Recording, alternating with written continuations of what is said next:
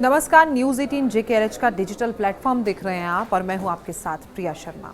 और आज हम बात करेंगे एक ऐसी त्रासदी की जिसने अफगानिस्तान को एक बार फिर से झकझोर दिया है।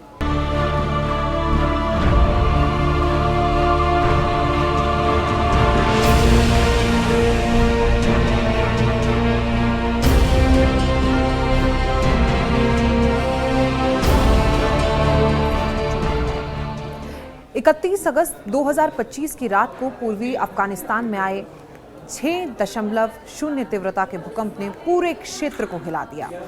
शुरुआती रिपोर्ट्स में 250 मौतों का अनुमान था, लेकिन अब आधिकारिक आंकड़ों के मुताबिक मरने वालों की संख्या 500 से ज्यादा हो चुकी है। जी हां, और 1000 से ज्यादा लोग बताया जा रहा है कि इस हादसे में घायल हो गए हैं। यह भूकंप नगरहर और कुन्नार प्रांतों में सबसे ज्यादा तबाही मचा चुका है, जहां गांव मलबे के ढेर में तब्दील हो गए। कल्पना कीजिए, रविवार की रात करीब 11:47 पर स्थानीय समय और भारतीय समय अनुसार अगर हम बात करें तो 3:17 जब अफगानिस्तान के पूर्वी हिस्से में धरती अचानक कांपने लगी। अमेरिकी भूवैज्ञानिक सर्वेक्षण यानी कि USGS के अनुसार भूकंप का केंद्र नगरहर प्रांत के जलालाबाद शहर से लगभग 27 किलोमीटर पूर्व उत्तर पूर्व में था। ये जगह पाकिस्तान की सीमा के बहुत करीब है और भूकंप की गहराई सिर्फ 8 किलोमीटर थी। यानी उथला भूकंप जो सतह पर ज्यादा तबाही मचाता है। तीव्रता रिएक्टर स्केल पर 6 मापी गई है, जो पहले 6.2 बताई गई थी। इसके ठीक 20 मिनट बाद 4.5 तीव्रता का आफ्टर शॉक आया और उसके बाद 5.2 तीव्रता का एक और झटका। ये आफ्टर शॉक इतने शक्तिशाली थे कि लोग डर के मारे घरों से बाहर भागे। झटके न सिर्फ अफगानिस्तान में महसूस हुए, बल्कि पाकिस्तान के इस्लामाबाद, लाहौर और खैबर पख्तूनख्वा प्रांत तक पहुंचे। यहाँ तक कि भारत की राजधानी दिल्ली और NCR में भी लोग आधी रात को घरों से बाहर निकल आए, क्योंकि इमारतें हिलने लगी थी। German research centre for Jio sciences में भी इसकी पुष्टि की गई है। ये क्षेत्र हिंदू कुश पर्वत श्रृंखला के पास है, जहां टेक्टोनिक प्लेट्स की टक्कर से ऐसे भूकंप आम हैं। अफगानिस्तान भूकंपों का हॉटस्पॉट है।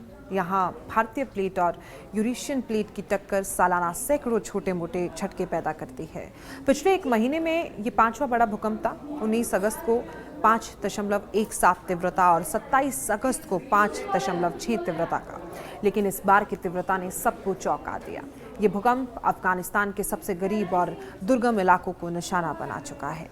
तालिबान सरकार की ओर से जारी आधिकारिक बयान के मुताबिक मरने वालों की संख्या 622 तक पहुंच चुकी है, जबकि राज्य प्रसारक रेडियो टेलीविजन अफगानिस्तान ने 500 मौतों और 1 घायलों का अनुमान लगाया है।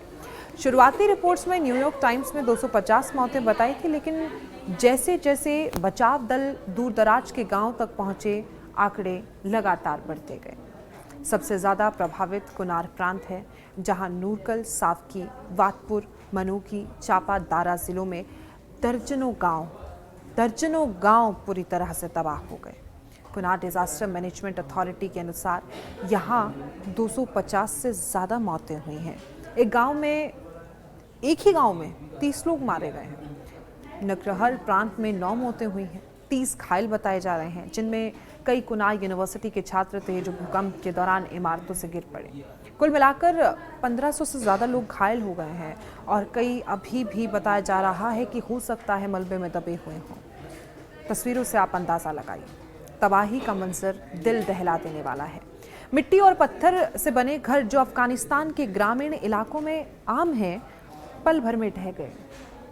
मज़ार दरा गांव में दर्जनों घर गिरे और सड़कें भूस्खलन से अवरुद्ध हो गई। अस्पतालों में घायलों की भरमार है। जलालाबाद के अस्पताल में 50 से ज़्यादा लोग भर्ती हैं और ब्लड डोनेशन के लिए लोग स्वेच्छा से आ रहे हैं। इंसानियत बड़ी मात्रा पर दिखाई दे रही है। तालिबान प्रवक्ता ज़बीउल्लाह मुजाहिद ने सोशल मीडिया पर कहा है, ये भूकंप हमारे पूर्वी प्रांतों में जान माल का भारी नुकसान कर गया। स्थानीय अधिकारी और निवासी बचाव में जुटे हैं, लेकिन दुर्भाग्य से अफगानिस्तान की कमजोर इंफ्रास्ट्रक्चर ने नुकसान को दोगुना कर दिया है। बचाव कार्य तुरंत शुरू हो गया है, लेकिन अफगानिस्तान की भौगोलिक स्थिति ने सबको परेशान कर दिया। कुनार और नगरहर के पहाड़ी इलाके इतने दुर्गम हैं कि सड़कें भूस्खलन से बंद हो गई हैं। तालिबान सरकार ने 4 हेलीकॉप्टर तैनात किए हैं जो घायलों को जलालाबाद और काबुल के अस्पतालों तक ले जा रहे हैं। स्वास्थ्य मंत्रालय के प्रवक्ता शराफत जमान ने कहा है कि क्षेत्र पहुंचना मुश्किल है, लेकिन हमारी टीमें मौके पर हैं। मौतों को और चोटों का आंकड़ा भी अभी बदल सकता है, हो सकता है ये आंकड़ा बढ़ भी जाए। स्थानीय स्वयंसेवक और तालिबान सैनिक मिलकर मलबा हटा रहे हैं। रेड क्रॉस और संयुक्त राष्ट्र की टीमें राहत सामग्री पहुंचा रही है, पानी, भोजन, टेंट और दवाइयां। लेकिन अफगानिस्तान पहले से ही आर्थिक संकट और सूखे से जूझ रहा है, इसलिए अंतर्राष्ट्रीय मदद की जरूरत यहां पर दिखाई दे रही है। तालिबान ने विदेशी सरकारों से अपील की है, लेकिन अभी तक कोई बड़ी प्रतिक्रिया सामने नहीं आई है। नगरहर के डिप्टी गवर्नर मौलवी अजीजुल्लाह ने पुष्टि की है कि 9 मौतें हुई हैं, लेकिन दूर के गांव से रिपोर्ट्स अभी भी आ रही हैं।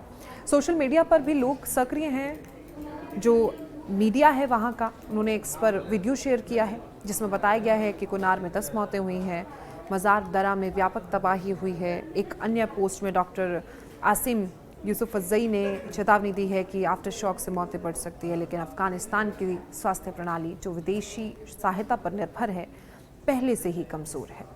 विश्व स्वास्थ्य संगठन यानी कि WHO ने कहा है कि हेरात प्रांत के अस्पतालों में 500 घायल भर्ती हैं, लेकिन दूर दराज इलाकों में पहुंचना बड़ी चुनौती है। अफगानिस्तान को भूकंपों का देश कहा जाता है। ये हिंदू कुश क्षेत्र में स्थित है, जहां भारतीय, यूरेशियन और अरबियन टेक्टोनिक प्लेट्स की टक्कर होती ही रहती है। ये आम बात है। प्लेट्स की गति 39 मिलीमीटर प्रति वर्ष है, जो ऊर्जा जमा करती हैं और अचानक फट पड़ती हैं। यहाँ सालाना 100 से ज़्यादा भूकंप आते हैं, लेकिन बड़े वाले दुर्लभ बहुत ही कम। इतनी बड़ी मात्रा में जो नुकसान पहुँचाते हैं वो बेहद कम होते हैं। 2023 में ही हेरात प्रांत में 6.3 तीव्रता का भूकंप आया था, जिसमें तालिबान के अनुसार 4000 मौतें हो गई थी, जबकि UN में 1500 बताई। 2022 की अगर बात करें तो उसमें दक्षिण पूर्वी अफगानिस्तान में 5.9 तीव्रता के भूकंप ने 1000 से ज़्यादा लोगों की जान ले ली थी। ये भूकंप युद्धग्रस्त देश के लिए दोहरी मार है। इंफ्रास्ट्रक्चर पहले से कमज़ोर है।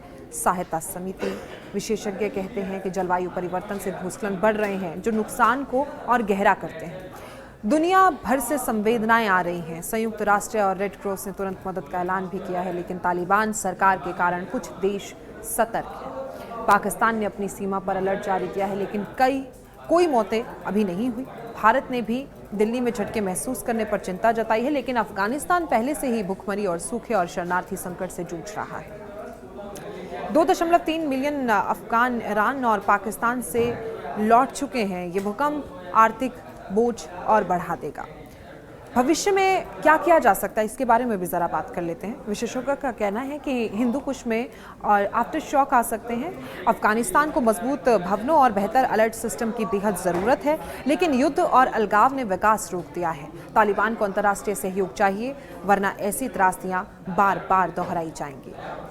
देखिए, ये भूकंप सिर्फ आंकड़ों का खेल नहीं है, बल्कि सैकड़ों परिवारों की कहानी है।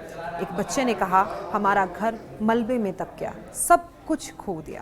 अफगानिस्तान जैसे देशों को हमारी हमदर्दी और मदद चाहिए। वैश्विक एकजुटता से ही ऐसी आपदाओं का मुकाबला संभव है।